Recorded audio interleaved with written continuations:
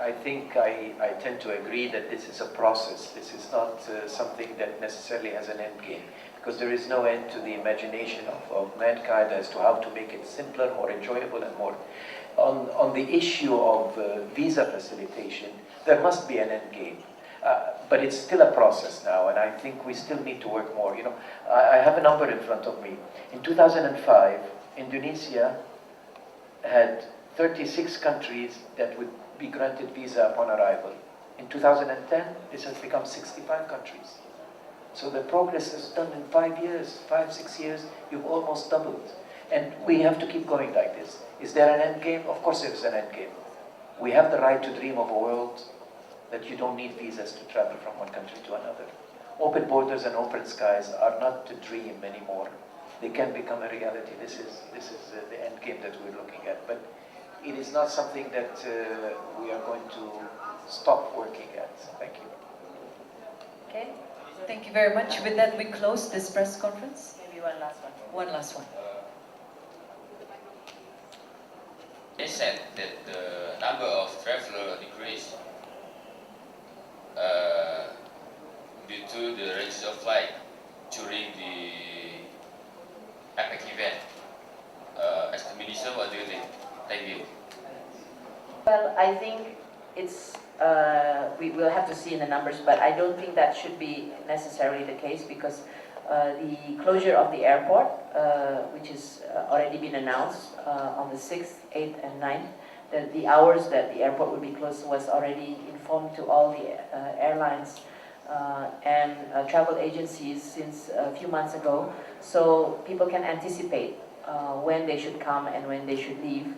And if you plan well, I believe that should not affect your travel plan, because what's happening within Bali for APEC is really only confined to the Nusa Dua area.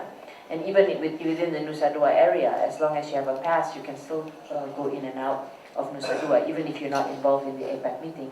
The rest of Bali is business as usual.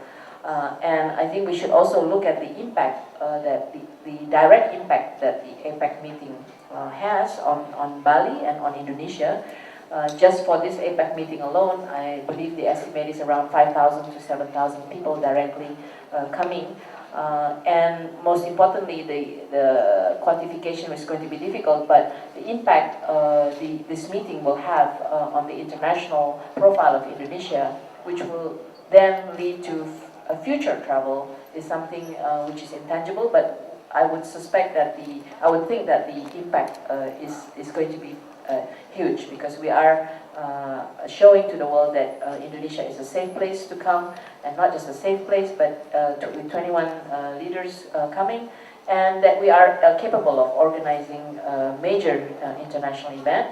And we have used every opportunity within the APEC program, including the peak event, which is the leaders meeting and the leaders dinner and culture night, to show the best and the most beautiful of Indonesia, the culture, the creative products, as well as the places. And for all of you journalists, please take advantage of our free tour at the Indonesia Tourist Information Center on which floor are we? On the first floor.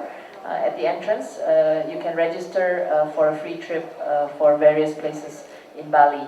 And if you have questions and you want to visit other places beyond Bali, you can also get that information there. Thank you. Yeah, I want to add something to that. This is not a local issue at all. This is a global issue. It happened in many, many other parts of the world. We have to start over. This is going to record. This is important. This is a global issue, not a local issue. Barcelona, one of the most famous cities now, during the Olympic Games, witnessed a dip. Germany, during the FIFA World Cup, witnessed a dip. The UK, during the Olympics last summer, witnessed a dip. But the long-term benefits were incredible. Barcelona was never the same after the Olympics and the World Fair. Germany transformed its entire image of a nation and a country. And the UK rose on top of all the other challenges that it was about. You have to look at the big picture. It is normal that people would say, it's too busy now, let's wait.